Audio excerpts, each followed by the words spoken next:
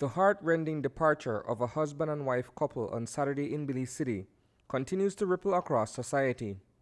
Family and friends of Jason Emmanuel and Ermelinda Pinks are struggling to come to terms with their untimely demise. For me, it was a total shock.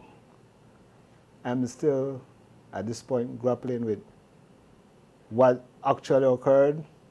For the staff, they themselves are at a loss for words at this time. Cannot believe that what occurred on Saturday could not be identified with who Jason was. And we are hoping that with the investigation it will lead to where a full story we'll be able to understand what actually transpired. Linda, his wife of almost 8 years, was shot dead while fast asleep in her bed. Jason then turned the murder weapon on himself before firing a single shot. His colleagues at the Department of General Sales Tax never saw it coming. For those who were closest to him, there were no signs to indicate that trouble lied ahead, albeit only knowing him in a professional capacity as a tax collector. From a woman's perspective, I would say it's a situation that no female, whether it be a woman, a young lady, should go through. So it doesn't matter if it's from someone you know or someone that you don't know. It doesn't matter where the source is, it is not right. At the heart of an ongoing public discussion is a debate on whether the unfortunate incident is indeed the result of domestic abuse. Despite the enactment of stringent laws against such mistreatment, the issue is seldom addressed in the open. I don't know if we could have prevented the tragic loss of Miss Linda. And it has happened so very, very many times before.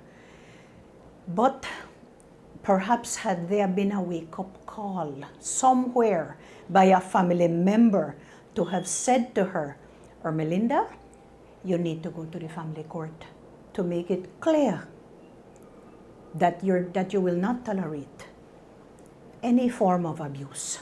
While siblings of the slain Coast Guard supervisor maintain that Linda was the victim of cruelty in her marriage with Jason, the police department has no record of any complaints filed against him. What is more is that the subject remains a delicate and sensitive matter. His co-workers describe Emmanuel as a fun-loving and productive member of staff, quick to lend a helping hand and always concerned about their well-being. His in-laws saw in him something totally different, a kind of Jekyll and Hyde juxtaposition. At first, he presents himself like he's someone, but it comes down to the point where you use the term, there's a wolf in sheep clothing. That's the way how I see it. At his workstation, a shrine has been erected in his memory.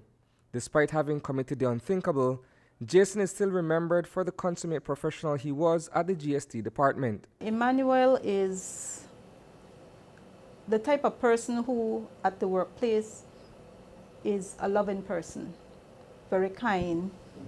While I listen and I hear him being vilified out there, what we can speak to is what we see in the office. And what we see in the office is this person who is jovial, who is happy, who is always there for you. He's a kind-hearted person. Patrick Main, who chose not to appear on camera, debunks any idle talk about his sister, as hearsay continues to spread across social media. What I know about her, she's a loving person.